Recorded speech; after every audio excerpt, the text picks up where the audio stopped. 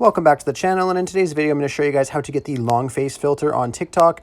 Really easy and simple to do, just takes about a minute. So all you're going to have to do is go over to your TikTok application and open that up. And then just want to go over to your Discover tab and just search for long face.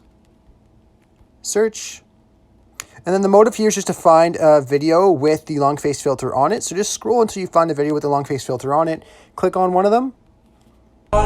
And then all you're going to do is you see above the person's name there, it says long face with a little star. You want to click on that. And then you can click on add to favorites. And then whenever you go to make a new video, you just go over to your favorite filters and it'll be there for you to use.